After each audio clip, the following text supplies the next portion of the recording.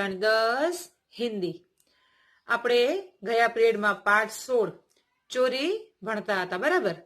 તો આજે પણ એનો આપણે અભ્યાસ કરવાનો છે। આપણે જોયું હતું કે નંદન ને માલતીના રૂમમાંથી બિંદુ જે છે એ કચરો કાઢતા કાઢતા હાથમાં કાંક લઈને નીકળી ગયો હતો અને માલતી એ બધું જોઈ જાય છે। પછી શું લઈ ગયો હતો એ આપણે આગળ જોઈએ। इतनी जल्दी बिंदु झूठ मत बोलो, सच बता दो। પછી નંદન એને પૂછ્યું કે એ પછી બિંદુ એને કહે છે કે મેં ખાઈ લીધું એમ। તો પછી નંદન એને કહે છે કે એટલું જલ્દી તું ખોટું ના બોલ, સાચું બતાવી દે કે શું કર્યું। કે इधर फेंक दी, હું અહીંયા ફેંકી આવ્યો છું। नंदन और मालती ने देखा कि उसकी बताई जगह पर थोड़े से काजू और किशमिशे पड़ी हैं। અને બિંદુ પછી બતાવે છે કે હું અહીંયા ફગાઈ આવ્યો છું। પછી નંદન અને માલતી જોવે છે તો ત્યાં કને થોડા કાજુ અને કિસમિસ પડ્યા હતા। એના હાથમાં શું હતું? તો કાજુ અને કિસમિસ। આ એક વિકલ્પમાં પૂછાય છે એટલે આ જ આવશે પ્રોપરલી, કાજુ અને કિસમિસ ત્યાં એ પડી હોય છે। नंदन ने बिंदु के कंधे पर हाथ रखा और कहा मेरे साथ आओ। પછી નંદન જે છે એ બિંદુના ખંભા ઉપર હાથ રાખે છે અને કહે છે કે તું મારી સાથે આવ। बिंदु चुपचाप मालिक के साथ चल दिया। नंदन उसे लेकर कमरे की ओर गया। मालती ने कहा आज इससे मेवा ली है, कल को और कुछ उठा ले जाएगा। नंदन ले जाएगा। एक बार जो नियत बिगड़ी तो क्या फिर हाथ रुकता है? પછી નંદન જે છે એ બિંદુને કમરા પોતાના રૂમમાં લઈ જાય છે। પછી માલતી કહે છે કે આજે તો એને આ મેવા એટલે કે સૂકો મેવો લઈ લીધો છે, એટલે કાજુ અને કિસમિસે લઈ લીધું છે, તો કાલે તો એ કોઈક બીજી વસ્તુ પણ આપણા ઘરમાંથી લઈને હાલી જશે। એની નિયત, એની આદત જો બગડી ગઈ તો પછી હાથે એનું રૂકશે નહીં, એક એક વસ્તુ તો ચોરાવતો જ જશે। એમ કે છે। નંદન ને પત્ની કો બાત સુની અનસુની कर दी। પછી માલતી જે નંદનને કહે છે ત્યારે એની વાત છે એકદમ ધ્યાન આપતા નંદન જે છે ધ્યાન નથી આપતો, અનસુની કરી નાખે છે। बिंदु को साथ लेकर कमरे में गया और कनस्तर એટલે કે ટીનના डब्बा खोलकर उसमें से एक मुट्ठी मेवा उसके हाथ में देते हुए बोला बिंदु लो खा लो। પછી એને ડબ્બામાંથી એને મેવા આપ્યા નંદન ને બિંદુ ને અને કહે છે કે લે આ તો ખાઈ લે। पति के इस नरमी के व्यवहार से मालती आग बबूला हो गई।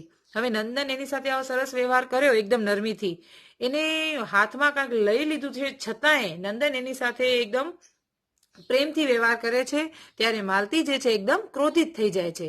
બોલી ऐसे ही तो नौकर बिगड़ते हैं, उसे कुछ कहना तो दूर उल्टी उसकी खुशामद कर रहे हो।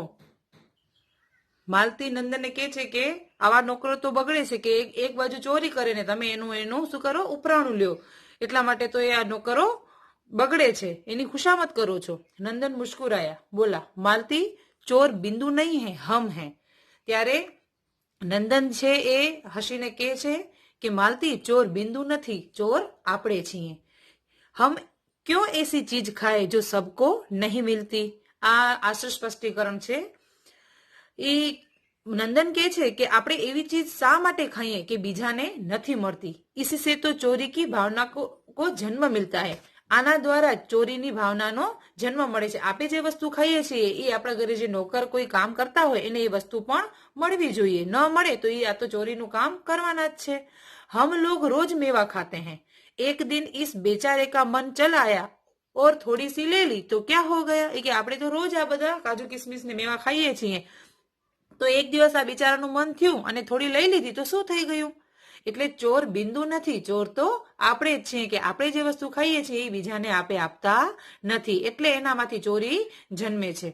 मैं कब कहती हूँ कि कुछ हो गया, बात मेवा की नहीं है, नियत की है। માલતી કહે છે કે હું ક્યાં કહું છું કે કઈ થઈ ગયું, વાત મેવાની નથી, વાત દાનતની છે, નિયતની છે।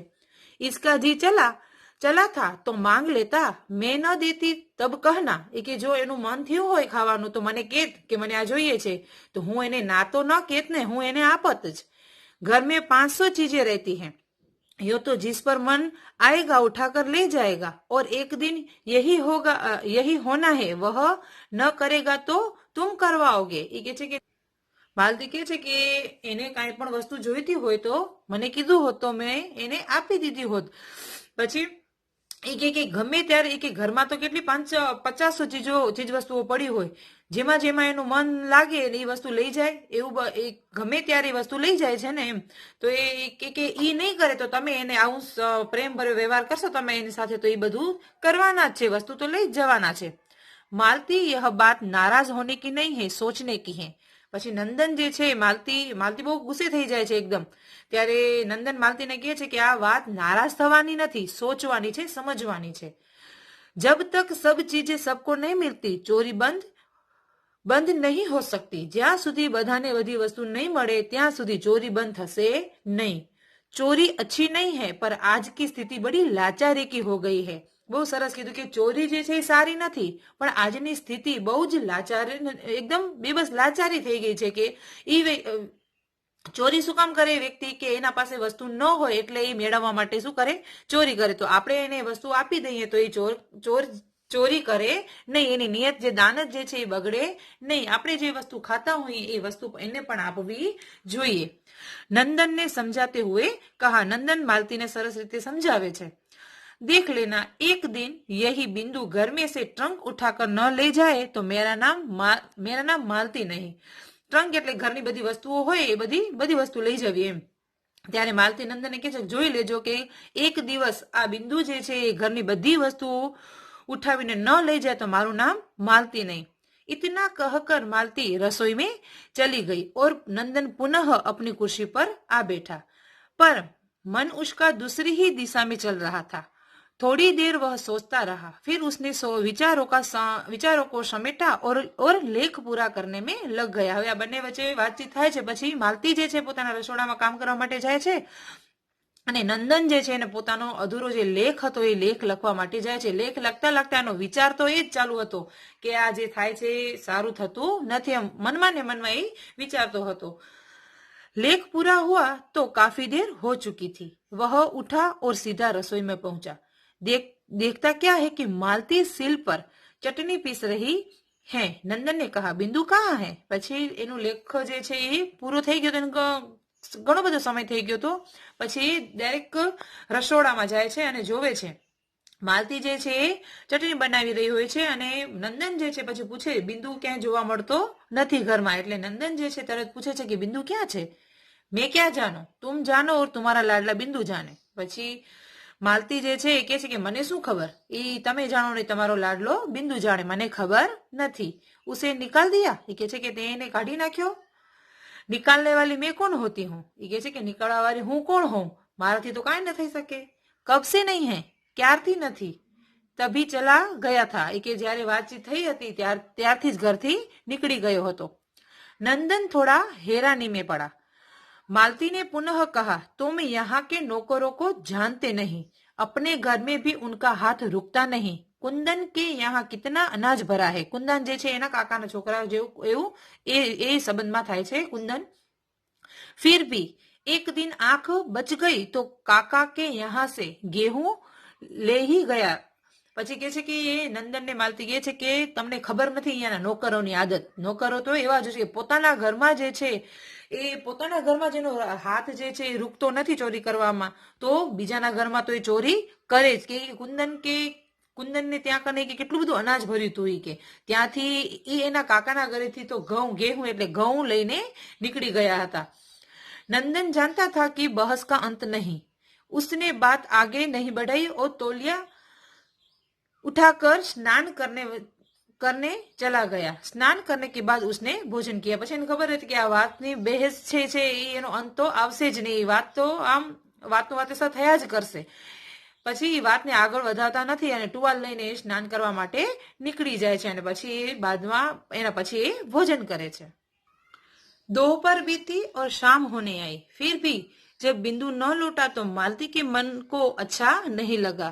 चौके में अब भी बिंदु का खाना पड़ा था. હવે બપોર વીતી ગઈ અને સાંજ થવા આવી છતાં બિંદુ ઘરે આવ્યો નથી. એટલે માલતીના મનમાં પણ એવું થવા લાગ્યું કે એ હવે ગયો કે શું, એમ એને સારું લાગ્યું નહીં. ચોક એટલે પ્લેટફોર્મ ઉપર બિંદુનું જે જમવાનું હતું એ ત્યાં ને ત્યાં પડ્યું જ હતું.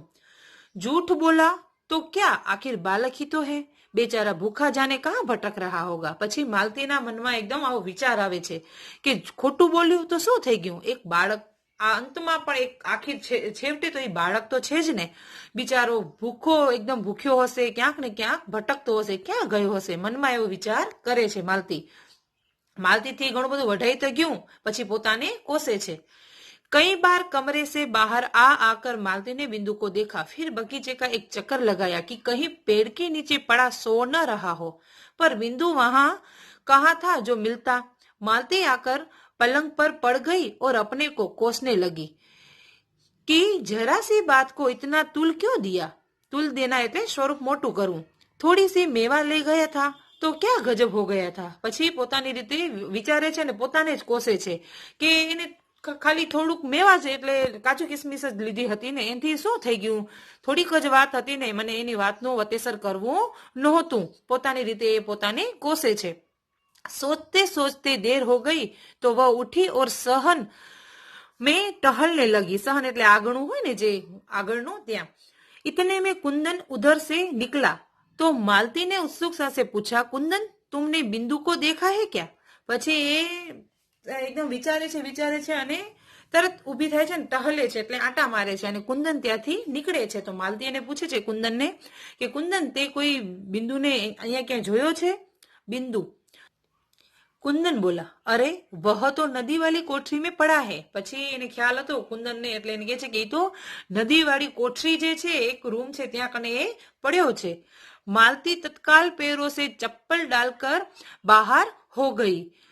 लौटी तो बिंदु उसके साथ था। बाह पकड़कर नंदन के कमरे में ले गई और बोली, देखी तुमने इसकी बात, यहाँ से गया है तब से वहां कोठरी में पड़ा है। પછી એને ખબર એ કીધું કે એ નદીવાળી કોઠરીમાં છે તો એ ફટાફટ જ પગમાં ચંપલ નાખી અને એકદમ ભાગે છે અને પછી એ આવે છે તો બિંદુને લઈને જ આવે છે, એની બાએ પકડી અને આવે છે અને નંદનના રૂમમાં એને ધકેલે છે એટલે મતલબ લઈ જાય છે એને અને કહે છે કે જો એની તમે આદત જો કે એ પડ્યો ક્યાં હતો, નદીવાળી કોઠરી જે છે ત્યાં એ પડ્યો હતો। નંદને કહા, ક્યો રે वहां क्या कर रहा था। પછી નંદન એને પૂછે છે કે ત્યાં તું શું કરી રહ્યો હતો।